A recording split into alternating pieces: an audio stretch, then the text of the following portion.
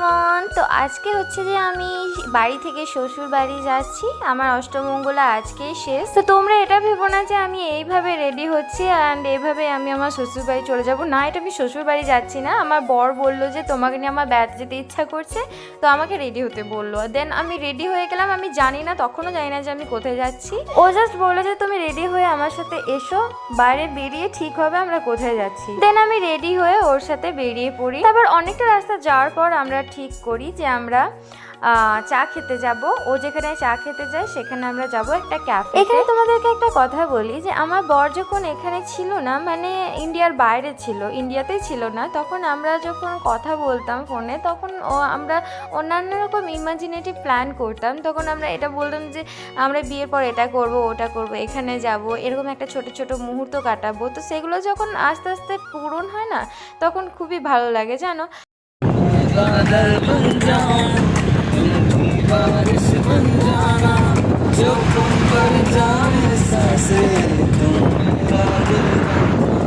এই গল্পগুলোই আমরা ওখানে করতে করতে পৌঁছে যাই ক্যাফেতে। গাড়ি চলে লেগেছে, সবাইকে বলবি শোনো বাবা, আমি মা করে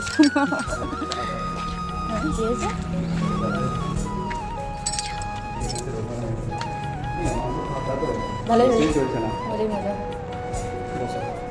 সকালবেলা কি আছে তোমার সাথে? আমি আসবো।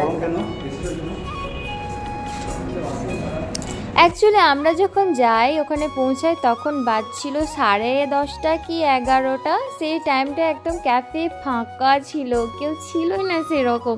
দেন আমরা একদম ফাঁকায় বসতে পেয়েছি, একদম গ্যাদারিং ছিল না, কিছু না, খুবই ভালো লাগছিল। দেন ও একটা চা অর্ডার করে। আমি শুধু বলি যে আমি শুধু চা খাবো, তোমার যা ইচ্ছা তুমি অর্ডার করতে পারো। দেন এখানে ও আমার ফটো ক্লিক করছিল, তো আমি পোস্ট দিচ্ছিলাম। রাইট,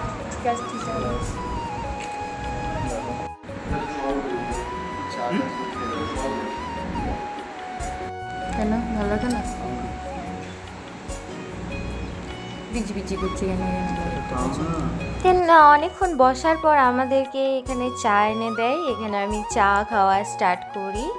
তো এখানে চাটা খেয়ে আমার যে এরকম একটা রিয়াকশান এসেছিলো, এটা আমার একদম জেনুইন রিয়াকশান। চাটা খেয়ে আমার এত ভালো লাগে, আমি যত রকম চা খেয়েছি লাইফে তার থেকে সব থেকে সুন্দর চা এটা। দেন চাটা খাওয়া হয়ে গেলে আমরা কিছুক্ষণ বসে টাইম কাটাই। তারপর এখানে আমরা দুজনেই উঠে পড়ে চলে যাই বাড়ির দিকে। দেন ওখানে দাঁড়িয়ে কিছুটা রিলস আমি বানিয়ে নিই ওর সাথে। আমি সিঙ্গেল বানাই, ওর সাথেও বানাই।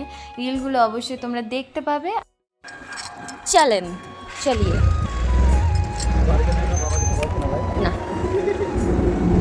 অত সস্তা, আমি এসব করবো বলে বিয়ে করেছি। এবার কিছু বললো আমি শুনবো। জানি না এরপরে লাইফে কি অপেক্ষা করছে আমাদের জন্য, আর এটাও জানি না যে এত ফ্রি টাইম আমরা পাবো কি না। তবু আমাদের প্রথমের দিকে এই ফার্স্ট স্টেজে অবশ্যই উচিত দুজনের সাথে এরকমভাবে একটু টাইম স্পেন্ড করা। এরকম নতুনই না, এরকমভাবে অবশ্যই বয়স হয়ে গেলেও, যখন বয়স্ক হয়ে যাব আমরা দুজনেই অথবা যে কোনো মানুষ, অবশ্যই তাদের উচিত নিজের লাইফ পার্টনারদের একটু টাইম দেওয়া, অল্প একটু নিজে একা টাইম স্পেন্ড করা, এটা অবশ্যই একটু দরকার। বিয়ের এই কদিনে আমি এইটুকু এক্সপিরিয়েন্স করতে পেরেছি যে এই জিনিসটা খুবই প্রয়োজন, দুজনে একটু আলাদাভাবে টাইম স্পেন্ড করা। শুধুমাত্র বাড়ির মধ্যে থেকে যেটুকু টাইম স্পেন্ড করবে সেটুকুই না, বাড়ির বাইরে বেরিয়ে অবশ্যই টাইমটা স্পেন্ড করা উচিত। হোক না সেটা তুমি তার সাথে বাজারই করতে যাও না কেন। দেন এখানে আমাদের সমস্ত কাজ শেষ হয়ে গেলে আমরা চলে যাই বাড়ি। আমি তোমাদেরকে আগেই বলেছি এই ভিডিওর সেকেন্ড পার্ট আছে, সেকেন্ড পার্টটা দেখার জন্য অবশ্যই ফলো করতে হবে। আজকের মতো এতটাই। ভিডিওটা ভালো লাগলে অবশ্যই লাইক করবে এবং কেমন লাগলো অবশ্যই কমেন্ট করে জানাবে, অ্যান্ড পেজটাকে ফলো করে দেবে।